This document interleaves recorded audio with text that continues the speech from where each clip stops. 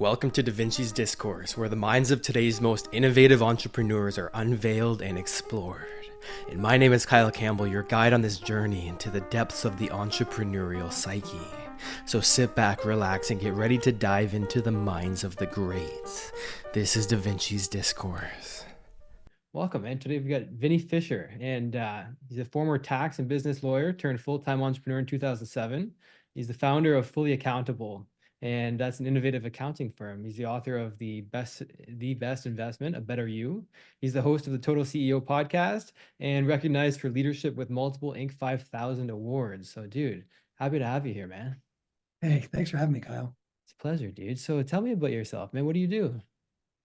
Oh, it's funny. I am known, and thankfully, for successfully building business. I've really, I'm on our fourth 8-figure enterprise, and I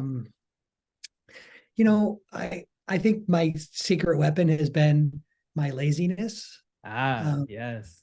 And so I'm highly creative. I see a problem, see a solution, see a growth strategy. I'm like some people would diagnose a high quick start 0 to 1 type person. Oh yeah. But in my laziness, I realize I'm not a 1 to 10 in any category, and my level of improvement falls in that 0 to 1 category. So what I got really good at early on in my business career was spotting people who are talented that want to be with 0 to 1s, but want to thrive in being a 1 to 10. And so, when I look at the secret to my success, it's been multiplying leadership. Multiplying leadership. Interesting. Yeah, man. I feel like that's a huge pattern with entrepreneurs is they're 1 to 5s, but you got to partner up with a 5 to 10 or 1 to 10 so you can have that cohesion, that synergy. When it comes to that, dude, you said you create leaders. How does that work? How would one go about? Yeah, so I think it's a great question. So I was thinking about that because I'm going to write an article about this. My heart was on this subject just this morning, and there's some intentionality to multiplication. It's funny. I took a trip to Asia. Just a quick story. And I was Deb and I, my wife, we were there, and they value age way differently than we do here in North America. And so there's a competition between being older with the younger people, and you have this drive. So like I'm 53 now, and I've had some success and built some teams. And the way the marketplace works, it says, "Oh, Vin, you're not done. You're not dead. Go be your 38-year-old version of yourself." And there's this tension between a young person and an old person, and I think when you take that across age parameters, that's true of success and responsibility stuff. There's this tension of the entrepreneur that it's yours, it's your baby. And then it's like this handoff to people who are running it. And then there's this tension of who has the checkbook and who has the responsibility. And so the way I've successfully navigated that is it started with, I believe in a farm system over free agency. Now I like them both. What I mean by that is I grow people up.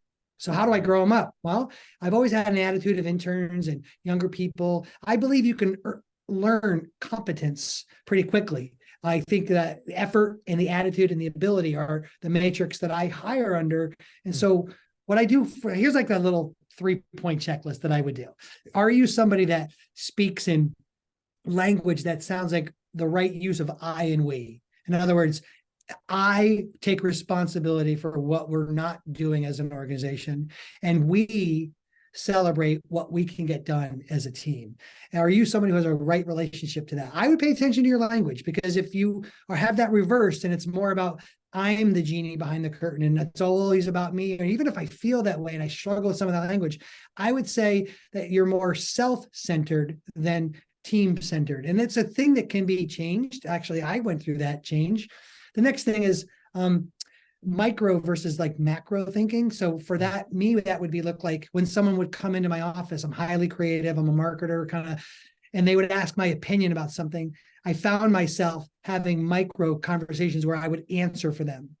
I had a good friend say to me, Vin, if you started macro thinking, force them to have an opinion, you could develop critical thinking. And so the whole thing around my organization is you can't come into Vinny's office without like a little book or a pad or a pen, because I don't want to remember our conversation and then email it to you. I want you to have an opinion. I want you to take some risk. So teaching people how to critically think and have ability for opinions. And then the final one is my own rule in our company is the 70% rule. Can you do it well enough to where it's like 70% of what I would do so that I can get out of the way and give you room to go try things? And I think if you practice those three things, you can be intentional about giving people room to grow in your organization. Yeah, fascinating, man. I love it. So why don't you tell me a little bit about your companies then? Because you've got a few different avenues, because you are somebody who's talented in multifaceted ways. So tell me about, what you're focused on right now. Yeah, so I own a company called Fully Accountable. It provides a full fractional outsourced CFO and accounting solution to North America, in the tech, e-commerce, tech-enabled space. By the way, full disclosure, I'm not even qualified to do any of that job. I've never logged into QuickBooks. I saw a problem, high transactions, set out to solve it. I stepped down as our CEO in August of 23. And promoted this dynamic lady who was our COO and is now our CEO, and she's doing amazing. We have about 120 people on that team, but I eat my own dog food, right? There are certain parts of getting dirt under your fingernails that need to happen, and you don't get that from a different role. So she wanted the role more than I wanted the role. And so excited about that, growing that. It sets the stage for the next phase of growth for that company. I also am an investor. Like, I build things, or I come along as a growth strategist where people want me involved in their organization. So I was a larger minority shareholder. We let someone else buy into it, but I'm a minority shareholder in a health company called Pinnacle Brands, and in direct response, education plus product to the 45 plus crowd. I was involved in tech. So we recently sold off a tech solution we had in the email space. So I'm centering down my pieces. And then, I'm launching a new brand called Beyond Your Shadow. It's all about equipping leadership multiplication, everything we're talking about here. And we'll launch that brand in 24. Right on, man. Dude, I want to get into the direct response a little bit, because that's what stuck out to me in what you just said. What's the preferred medium that you like to stick with? Or is it a total of, like, do you do direct mail in terms of direct mail and online kind of synergies, or what kind of direct response do you do? Yeah, so I actually do not have any channel envy. Well, I try not to, at least. But I believe in the channel is the most relevant to where the customer is. So, I've obviously made most of my bones in direct response. My couple exits were there. I absolutely love direct response. It's in my blood. And so, I'm a big fan of where traffic is. And so wherever that is where I am. If I want to buy media in native, we'll buy it there. So we have a media buying team. If we want to use email and use affiliate networks, that's where I first cut my teeth, was getting other people's traffic. And then whatever social channel of flavor, it really depends on where the consumer is. So if I want to sell to younger people, I'm not in Facebook, right? Because younger people are not in Facebook. And if I want to sell to older people, I'm probably struggling in things like TikTok. Yeah, right. Okay, I got you. And so it comes down to the market and the pain points that they're struggling with, and that's right. Or where their eyeballs are, and what's the cost of internally and eyeballs externally. to pay attention. Literally the eyeballs in terms of what platform they're on, and then also internally what they're looking at, what they're feeling, what's going on. There's that saying in the Robert Collier letter book. It's enter the conversation that's already going on in their minds. Nice. And when you do that, right, because then you've got the direct response that's going to have that market to message match. Yeah, man. So I totally feel that way. I live my mantra I'm a growth strategist. I always think about growing a business, and that's kind of like what I enjoy doing. And so I'm always struggling more with gross revenue than net revenue. That's why I built some net revenue companies to help me with that. But I'm always engaging in the customer, because I love that, get in their head, right? So I'm a big fan of like the Robert Cialdinis of the world, right? Who would say like persuasion or things like that. So I'm always an addict, Kyle, for those things. So that's I great. love it, man. I love it. So, dude, let's get into what you're doing right now and how you're using your direct response skill and talent and passion towards growing your current project that you're working on. Because you just wrote a Yeah. book on it relatively recently, right? I've written three. So I wrote the one you referenced in the opening, The Best Investment, Better You. And then when I broke my biggest business to date, and then what would I do again? I wrote a book called The CEO's Mindset about Yeah. how to actually build out. So think on the beginning phase of what you would do to build out the block and tackle of how to build a business in the 6 areas, right? And then, I seem to be a cleansing writer. I wrote False Prophets, and that's what is behind the genesis of Fully Accountable. And it's not the top line that pays you. So I had this journey of learning about like how net revenue or margin matters a lot. And I'm great at growing revenue. I wasn't as great at keeping it. And so thankful to the last 10 years of my life to have really transformed that part of the journey. And now we're in the middle of our fourth book, and our fourth book is Beyond Your Shadow, and it's how to equip, acquire, and multiply leadership teams. I love it, dude. Yeah, see, you make that differentiation right there. So what I'm curious about is, let's say that you're starting a company like you're doing Yep. right now with your current project, and I'm wondering where does your mind go in terms of how you're going to start marketing this project? You go to where the people are, the pain points, what's going on in their head right now, and then what do you do to actually get some traction going so that you've got some customers ready to pay you some money? Where does your mind go, and how do you know what to start with? And I think it's different based on what it is you're selling. So, in that particular instance, that's going to be education with books, speaking engagements, my time. So I don't need to practice as much way I would launch as I would my, let's say, a product company. If I was going to sell a pen or a bottle of water or a bottle of health supplements, just to name examples, I would test way differently how I would get my offer to convert. And so for me on this, since it's all book sales and teaching and education, my organic plan will be way more in depth than my paid plan. But if I was launching a product, because you can micro buy traffic, you can really fine tune your offer. I would very quickly buy micro traffic to fine tune my offer. So depending on what it is in this particular instance, since it's brand management and it's about the deliverable of our message, it'll all be organic, right? Lots of content, lots of targeted content, LinkedIn, YouTube, our email list that our house we built up off of my name, and a lot of organic stuff. So go win the SEO strategy, and like 9 months from now, look like an overnight success. And so it'll be very organic. If I was pushing product right away, I would want to be micro testing very quickly how to spend some money and make sure my offer is converting. Right. So you're starting with the paid ads. So you can test the message, test the headlines, test what the market is going to respond to. And then once you've got those micro tests done, then you're going to the grander scheme of it, which is the organic way. Now you mentioned That's right. Yeah, right. So it's a sound strategy. What about the SEO end of it? Is that your where your mind goes to when you think about organic traffic?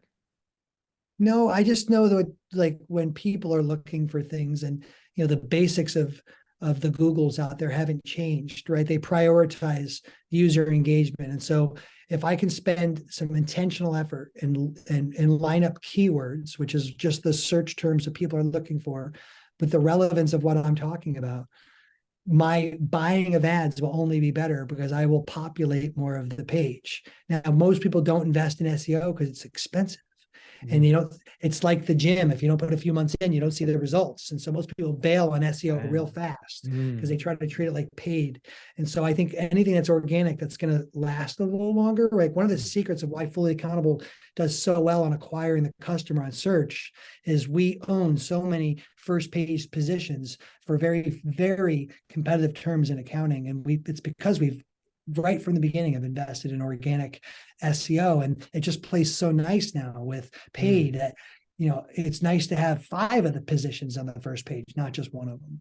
No kidding, man. What are some other organic methods that you're pumping out right now? Because we got SEO, we've got the paid ads that we went into a little bit in terms of the micro ads, so you can start testing the message and getting it out there, making sure that it's market to message matched. What about other organic I'm a methods? big fan of wherever audiences are, Kyle. So to Right. So it me, depends on the there are product, where the audience is, what they are, who they wherever the are. audiences are. It's Yeah, always right.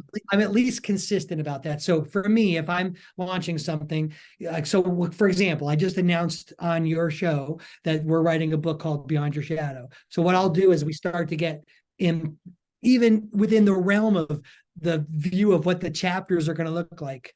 I'll start to do things like go on more podcasts.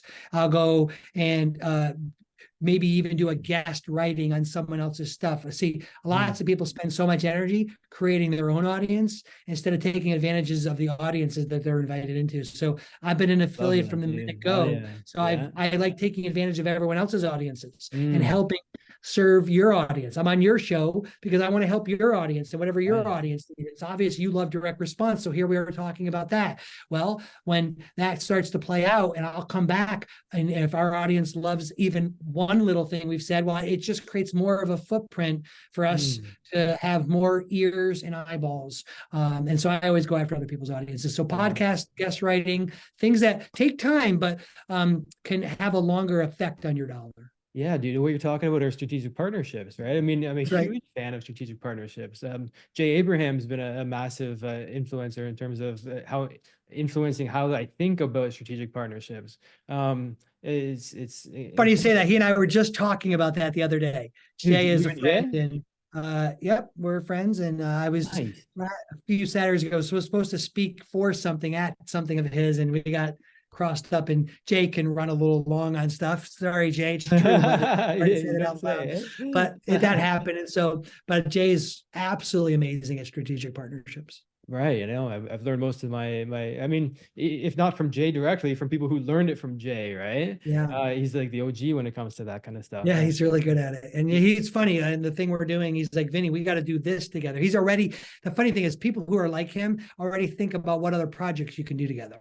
right, yes, your mind goes there automatically. Now, how do you Yep. know who to partner with? Like, let's say you're launching a new product. What are your first steps? How do you think about going about finding the strategic partnerships that will have the target audience that you're already looking for? How do you know So I who to think partner with? audience is a big deal, right? So I think sometimes we can partner with people just for affinity because we like them. But I think there's got to be a relevance to the audience. Right, You know, in the early days, I would have been the one looking for audience. So I would have been like, it's a, like anyone who was willing to let me be around right, their audience. I was yeah. like, would have done whatever I can to trade emails. And even though I only had two emails and they had more than two, like it was that kind of relationship. As time moved along and I bring more to the table, I probably look for connections. Like, do we line up on some of our core values? Like, would our Interesting. audience appreciate the things we speak about such that we're willing to share those with each other?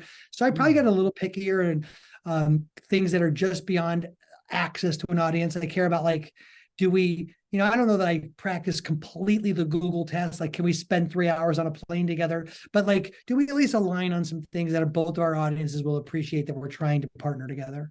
right. Okay. So what about tactically speaking? How do you go about finding these folks? Like, let's say you're at the beginning of your career, you don't have Yep. the power, the influence, the experience, and also the affinity that you've got with so many individuals right now. Let's say you're starting at the beginning. First of all, where would you start? And then where would you how do you know, first of all, who to partner with, who to reach out to?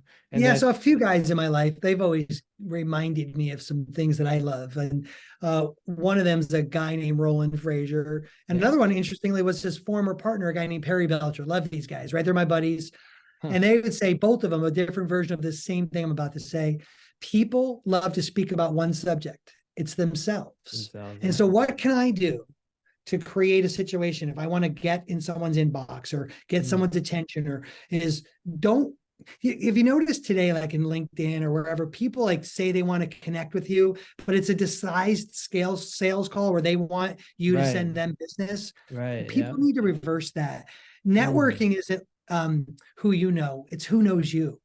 yeah, And I think we interesting. got networking wrong. And so, what can you do to go first? And so, going first is super important in networking. So, if I want to get to know somebody, for example, Jay Abraham, like I wanted to get to know him better than just a role and introduction. And so I went first. I did some stuff for him. I wrote an email and shouted out the audience on something he was doing with no expectation of something in return. And then when I reached out to him, he's like, hey, Vin, that was really nice. You did that promotion for me. Can I send you an affiliate link or blah, blah, blah? No, Jay, I just love the stuff you're doing. Keep doing what you're doing. Well, I deposited some money in our relationship. And so I would say, if all you have is no leverage of something you bring to the table, well, then make it about the person you're trying to connect with. Don't make it about yourself. So early on, what would I do? I'd bang the phone and want to interview somebody. And it would look like this. It'd be like, hey, Kyle, I hear you're really good at having a show.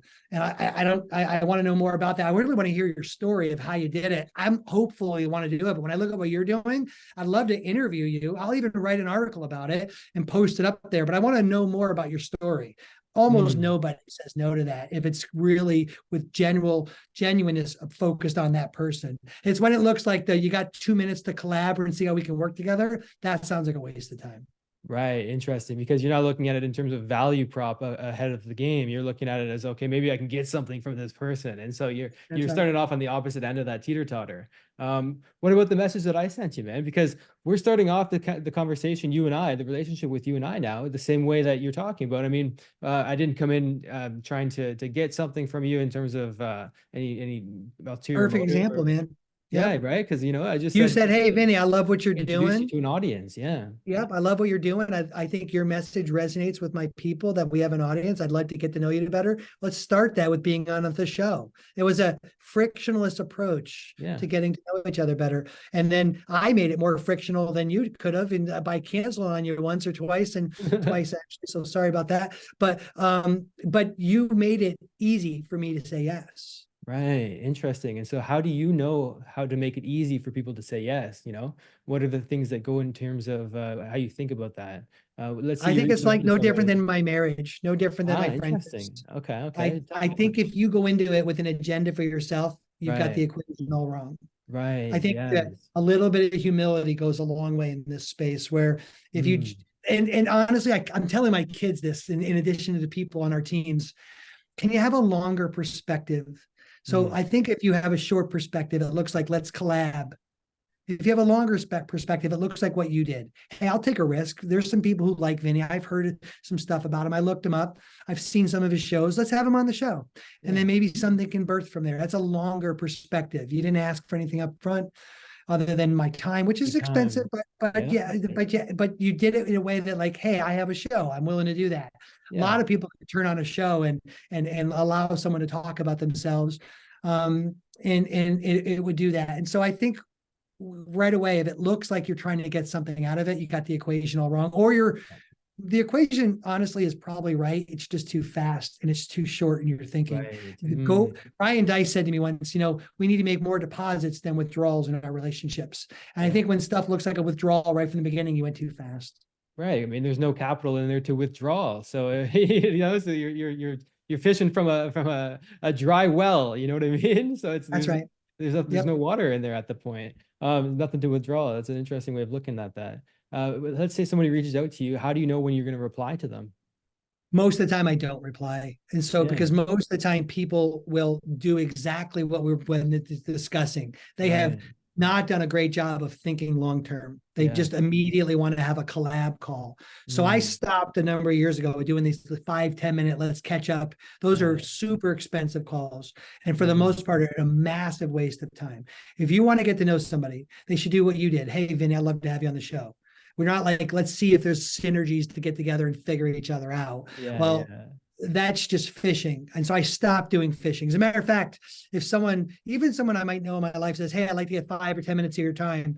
Here's a bit of advice for you people who are trying to manage your calendar better. Manage your calendar better. That's number one. 2, here's a way to manage your calendar better. Ask someone what they want to do at that time. They will almost always disappear because they haven't thought through how to use your time.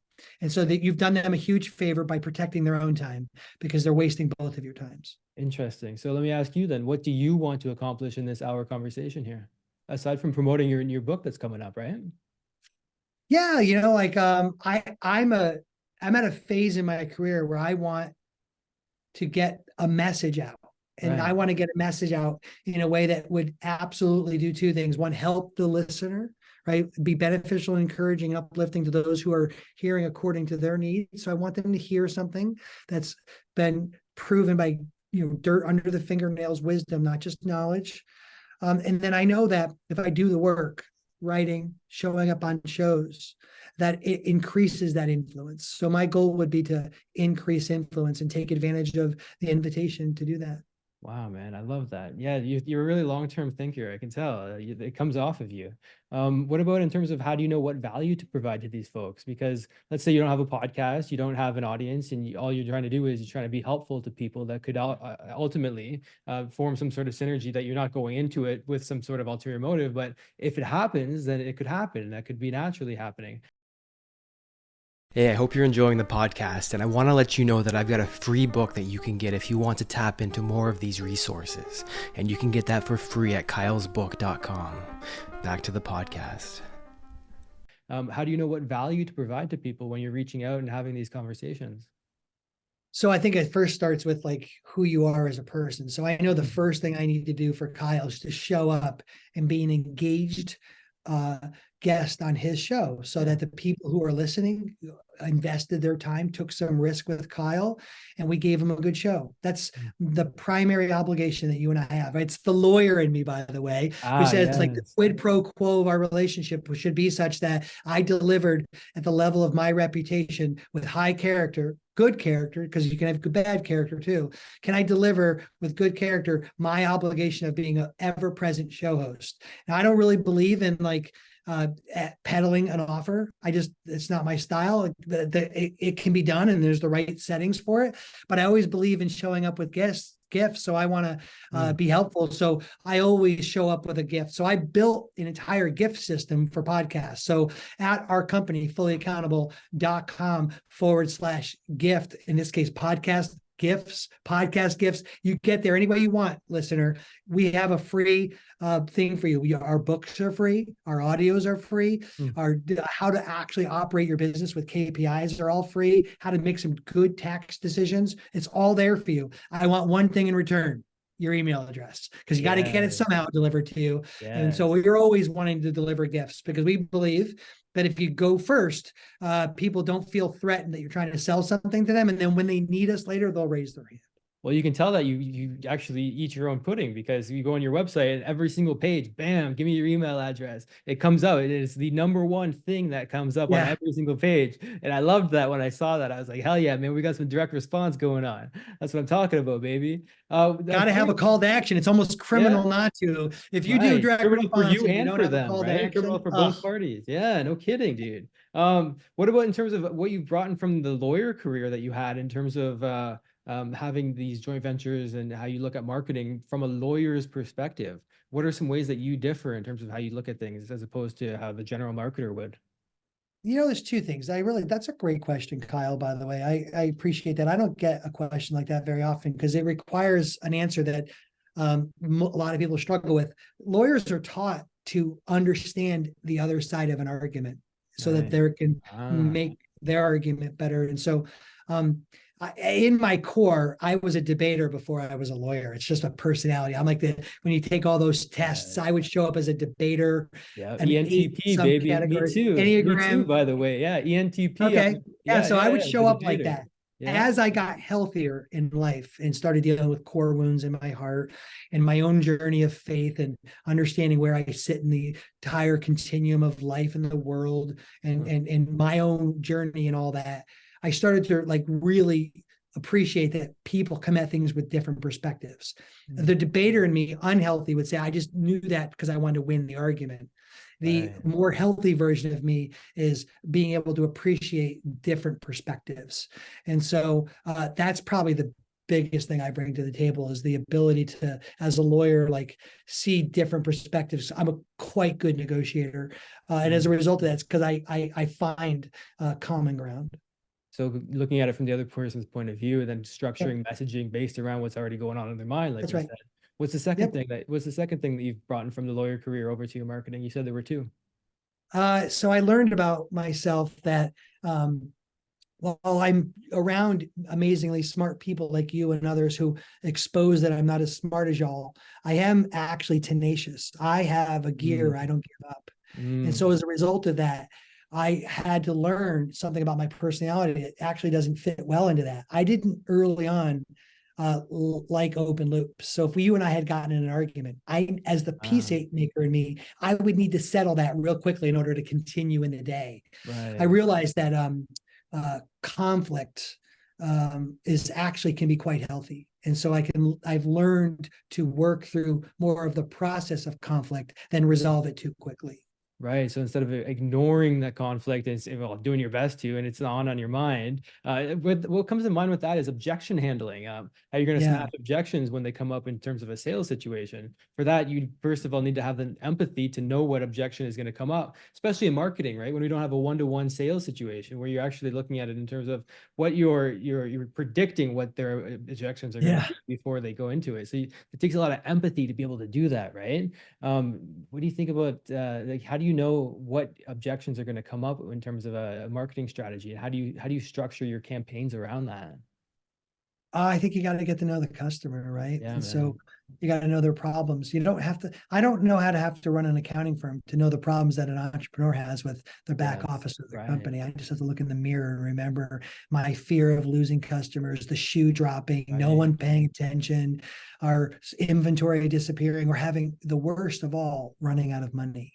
And Mm, so um, that that's the core fear of an entrepreneur. Well, I know those things because I live them and mm, I am that person. And so when I yeah, know that stuff, I can way speak to the customer better. And honestly, that's you just learned the secret of my leadership. It's high emotional equivalent. It's like the empathy of like wanting to do well on someone's team. yeah. Well, I just speak to them like that, right? And so since I've learned to not avoid conflict, we practice versions of our and my faith is important to me. So we practice a very radical form of honesty in our organization. So it's like Mm. we're going to work through the tough stuff because we're in it together instead of you just work for me.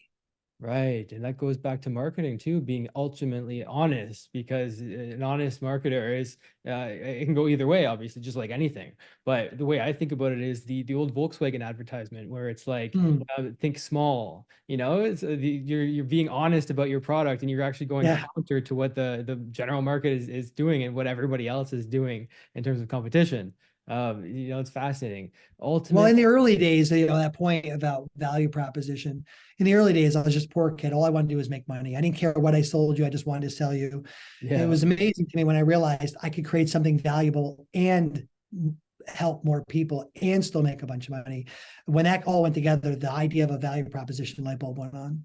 Right, man. I love that. Yeah. So I want to get into that. How did you go from being a lawyer to for not being an accountant to starting accounting software? You looked at it in terms of what is a problem in the marketplace that I've got the answer to. And you thought about it and you said, well, entrepreneurs need a solution to the things X, Y, and Z that you just pointed out. And you've decided to come up with a solution. Now it's so interesting that you came up with an accounting software when you're not an Yeah, accountant, right? So that's how'd you right. know what problem to start solving? Well, I wanted to solve. I had a mid eight figure. We do about 40, yeah, 45 million in revenue in my company called Consumers Choice. We sold that back in the day, but that I was completely invisible on my bottom line. I didn't know how, like any given time how much money I had sitting in the bank. A lot of transactions rolling through our Right. merchants account. So I was generally exposed to not knowing like if we closed out the day, how much money we had. And a lot of affiliates, a lot of different channels and I asked my CFO, like, can we have that stuff? He's like, well, like we can have it like in a few weeks from now. And I remember being really offended about like not knowing if I bled to death today. And I'm Mm. like, gosh. And so I went to the marketplace to see if there's something out there that we could have that. And this was before technology's caught up and it didn't exist. And so I'm like, man, I need to solve this problem. So if you look at my history, most of the problems I'm solving are mine first. And so Right. I went out to solve the idea of being able to close this fancy little thing called a P&L statement every day. Can Mm. I do that? Can I know such the deposits in my bank? In this point, we had like $3 or $4 million a month going through our bank accounts. Could I know every day, like where I sit with cash and who I owe money to. And we started creating what's called a daily balance report. And all it was logging into our banks and logging into our merchant accounts and logging into our and like getting a good general gauge. Well, thankfully, technology's caught up where we can do that literally real time. And so it's amazing our software does that. But it was this problem for me. I started solving it. And then we started making more margin on the bottom of our company, even before we sold it. And my buddies were like, hey, dude, that's like, you're talking about different things. Things are better.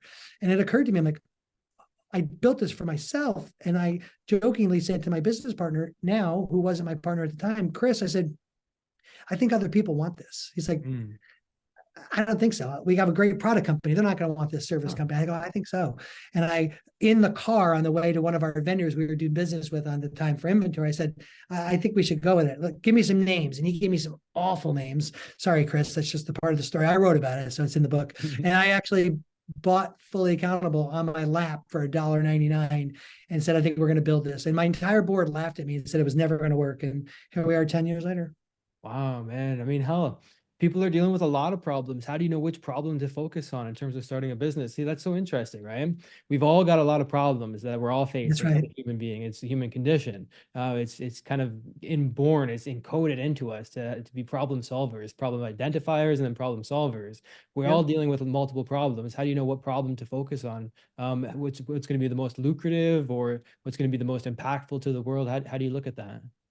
You know, again, I think I keep intimating my faith's important to me. So I read like things like scripture and proverbs and things that speak to the soul. And, you know, one of them says we all have desires of the heart. Right? We all have desires. Early days, my desires were to make money. So I would build businesses that made me a couple bucks in the short term, but then the business would, as soon as I either took my hand off of it or didn't pay attention to it at all, it would break or it wouldn't be worth anything. And I started to realize that while I could do everything, there are certain desires of things that I want to do more than others. So now in my older guy age, my Uncle Vinnie advice is make sure it's somewhere close to desire, because that's what leads to passion. Passion doesn't feed success. Desire leads to the passion in something. And so I'm going to put the work in every day into something that's hard if I actually generally like it. If my only goal was to make money, then that momentum or push to push through the hard things goes away pretty quickly. Now, what do you say to the person who says, well, the passion will come over time? Because there have been studies and books written about not starting with your passion, but starting with what you're good at and then moving towards being passionate about afterwards. What do you say? Yeah, I totally agree with that, by the way. So desire to me is not passion. Desire to me is a general interest. Passion is something so deep that no matter what you tell me, I'm not going to stop doing it. So Angela Duckworth wrote a great book on this called Grit. And I would encourage everyone to read Grit.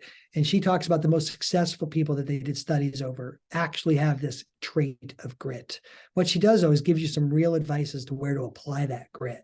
And it's follow scripture. It starts with a desire of your heart. Find out what those desires are and then put some effort there.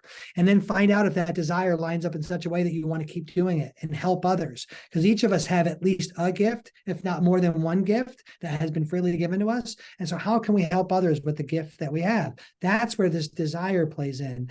And so I don't really want to be an auto mechanic, but there are people who do. I have zero desire to ever work on an engine. As a matter of fact, I don't even find joy in it, but there are people who do. And thank goodness for those people for doing that. And so, but I do have an amazing grit and desire for helping people like understand how to like get along and cooperate and to do something together. I'm really quite good at it. And I put the work in it. And I hear from people all the time, I don't even know how you can manage so many people. Why do you do that? Well, that immediately tells me they don't have the desire to have a bigger team. And so you got to start there. My passion is never a bigger team. My passion is, can I get enough people coordinated together such that we can help solve bigger problems? Right, man. What do you think that is? That natural drawing that we have to something that is beyond our control. I've thought a lot about this, and it's so fascinating to me. What is this inborn, it seems inborn, drive towards something? We each have something. For one, it's a mechanic. For others, it's being a doctor, lawyer, etc. What do you think that is? That's that part of that So I'll be soul. fair. So as a man of faith, I really believe in an intelligent creator. I think Yeah, this whole playbook we live within the world is intelligently designed. I'm yeah. sorry for you, follow along with me for you listeners who don't believe in intelligent design, but I do. And I believe that every person has been given some gifts. And I think the core function of every Mm, human is to use those gifts to help solve the problems of God's children. And if that's right. true, then there's things we should do. We should be amazing at being a doctor. We should be amazing at being a direct response copywriter. We should be amazing at, like, there's something, the art of being a professional because of automation is being diluted, and it's noisy that like everyone can be mediocre, and the path is narrow and only so many will travel it. But professionalism is going to allow people to excel. The point about professionalism is to do our best to, with the gifts we have, is to solve the needs of other people. And in some cases, you get paid a bunch for that. In other cases, you get recognition. In other cases, you get a thing. It's the biggest gift of it all, peace and joy. And so Mm. we are really mandated to help others. And if for people who just want to disappear and live a monk's life, okay, but that's going to run the challenge that's against what we're directly opposed to, which is I think we're built to help each other. Right. It goes back to what Einstein said, is what are we here for? For other people only. That's the words that he used. I mean, according to folklore. And it's like, there's something to that. Now, what do you think that is? You think it's the soul that's speaking? You think it's God speaking through you? It's the mission that you came here to solve? What do you think Well, I that walk around the mountain and I matters? walk up and down the wrong hills, and I, Yeah, left right. my, a man's way left to his own device. He thinks in the way leads to something, and in the end, it doesn't lead to that. And I have to struggle with my Wow. battle to an intelligent design versus my own decisions. And I've walked around or Right. across or through the mountain multiple times and have to learn the lesson the hard way. But in my core imprinting, I get, there's tons of studies out there. You can probably YouTube the one on happiness where they studied people for 75 years, and the Wow. most happy people are in community helping other people. Yes. And it's just imprinted on us. And so every bit of success I've had that comes in that doesn't look like, Vinny, you're amazing, but it looks like, Vinny, thank you for the help, I always find more fulfillment. Now, what do you say to the person who doesn't have that passion identified yet? Go find out some of your desires. Go be around. So here's an exercise I do with people in my life. Go radically ask some people, like, what's their first impression of you? What is Oh, it they, interesting. and find out what it is. Like, get an answer. Be willing to listen, because Right. everybody has a gift or more than one. And what do you hear about some of that? And are you investing those gifts in such a way that it's going to help other people? And Mm. what do you find interested? Like, go do some of those things that are interesting. You hear people say, like, I find what you love to do and you won't work a day in your life. That's a bunch of BS. Like, Yeah. times are hard. When a partnership breaks up or somebody Mm. dies or you get money stolen from you, those are bad days. Like, Right. there are, works hard. Like, there's toil, is it requires effort, but there's also something amazingly satisfying to help make something a little bit better for the next person. Now, where do you see And these everyone things? does that in different ways. That's why we should stop Yeah, knocking the right. person who takes Right. movie tickets or the Walmart person. Yeah. Everyone is in a lane. And my grandma used to say when I was a kid, just because we're poor doesn't mean we have to be dirty. We can Mm. wash, clean our home.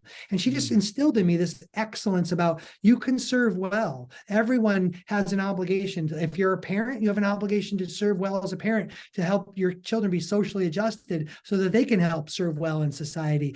And I think it's generationally, that should be the attitude of a productive citizen. Well, right, man. I mean, hell, you've said it. I think you said it very well. What do you think about the way these tie together? Because we've got marketing on one hand, we've got service on the other, as if they're Yep. different. I look at them as being solely as one. They're very unified in my mindset. Yeah. That we know, because I lead with value with my marketing, and so there's always value first in terms of however I'm marketing anything. The same with you, how you're giving away things on your website, getting email addresses to give more. How do you see that tying together with the with God, really, with how you with the way the universe is structured, the way the game is played? How do you see that marketing and God coming together?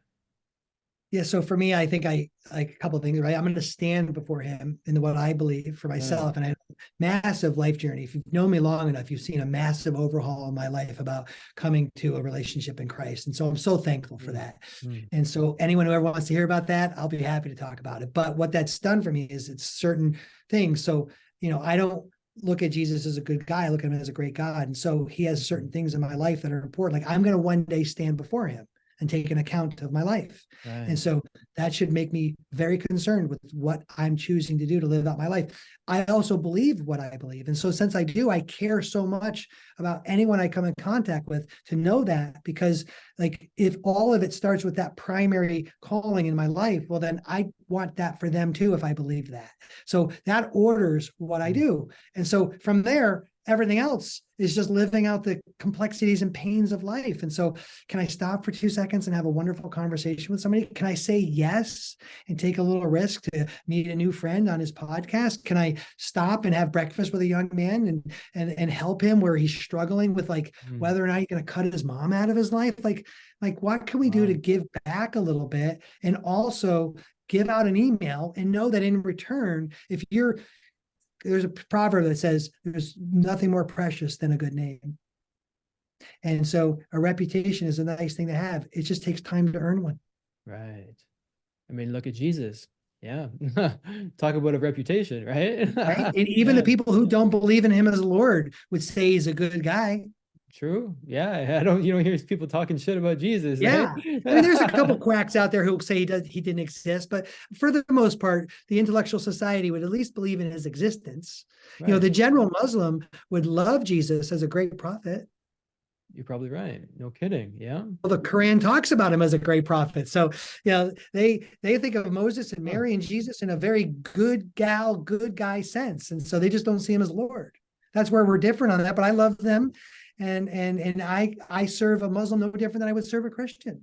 I love it, man. So you're looking at humanity as this is the way I look at it is that a song Imagine by John Lennon and Yoko Ono. Oh, good song. It's one of my favorites. Yeah. Oh, it's a good song. Beautiful song. And my favorite lyric in the song is the brotherhood of man coming Mm, together. There's that instead of the separation that you could look at it through the egoic sense, you're looking at it in terms of we're all one at the core of it.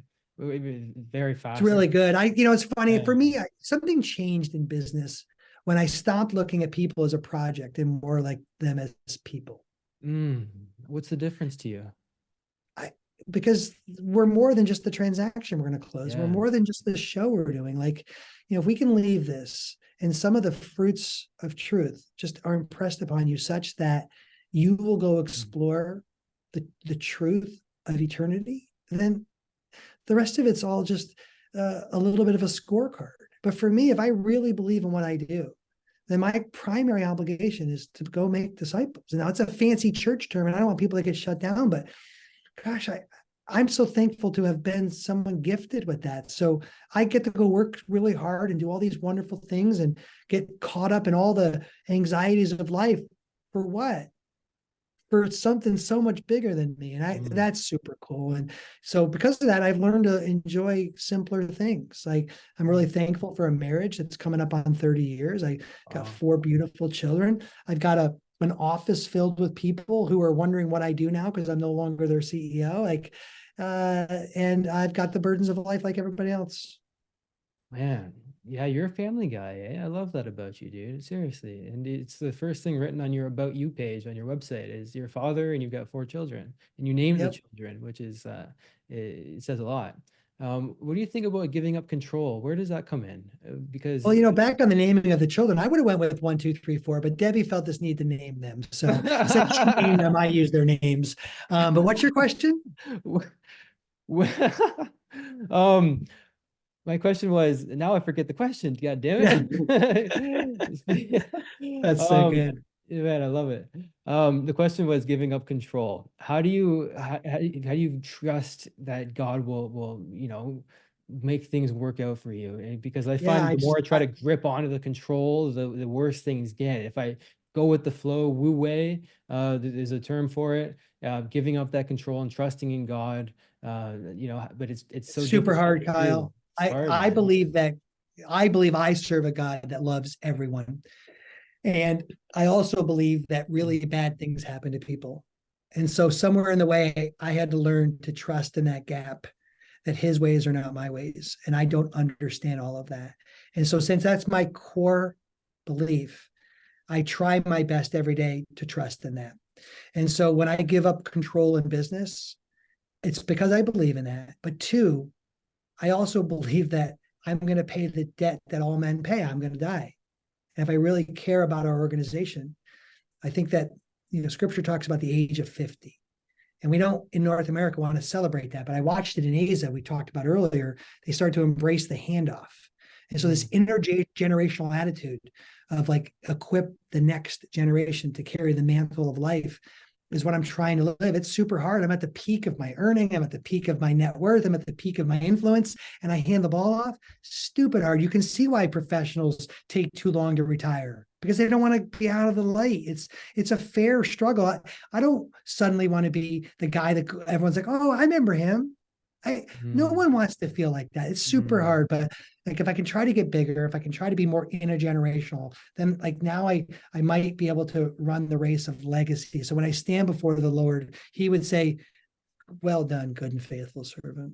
Wow, man. Oh, super deep, man.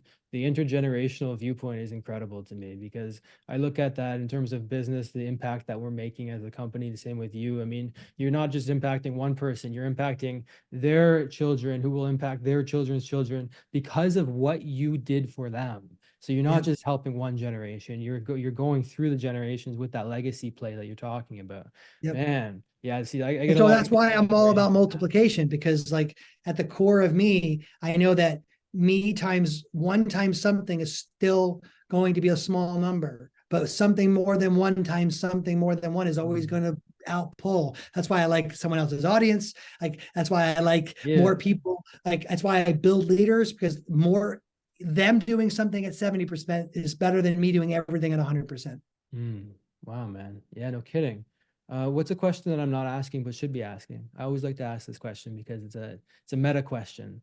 So, what's a question that I would ask that would withdraw the greatest value for the listener if I were to ask you? Right now I'm in a season of I just told a friend this yesterday. It's first, you're the second person. My wife hasn't even heard this yet, and so hopefully she'll hear it before she hears it on your show. But here's what I said to my friend Nate yesterday.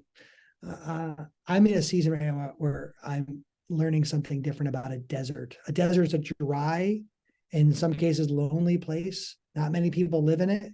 It's a hard place to be. You don't have a lot of answers. You're just trying to survive.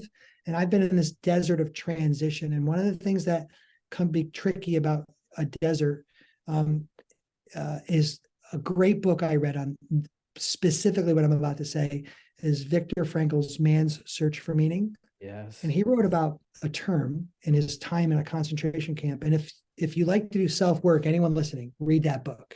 Because what Victor talked about there is the enemy of optimism. And so optimism looks like this. It looks like you believe in some external hope that you have no control over.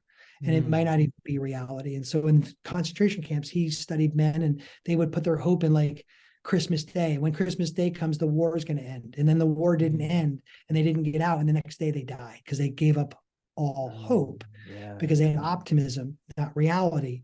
So I noticed this recently myself in the desert, that I was wanting it to end, or I was wanting to get to the other side of the desert. And so because I didn't get there, I was starting to feel discouraged. That now in embracing the endurance of it, I'm starting to recognize delivery through it, as opposed to hoping that it's done. And so one looks like an optimism around a false reality, and the other one's accepting the reality of where you are. So I've had 3 of my 4 children move out of my home in the last 4 months. When I walk into a room now, I'm officially the old guy that's got some wisdom. I'm starting to realize that the 38-year-old game is the 38-year-old games, not the 53-year-old. So I'm the elder who brings a lot of other toys to the table and wisdom. And so going through that journey, I've been slow to make that transition. And I'm really thankful for anyone needing to hear this about the journey in the desert. I don't want to minimize it. That's hard, but it is a real journey, and endurance is the payoff, not avoidance. And it goes back to that persistence, that tenacity, that grit. that's necessary as an entrepreneur. Vin, dude, thank you so much for being here, man. It's been an absolute pleasure. We talked about some absolute deep things today, didn't we?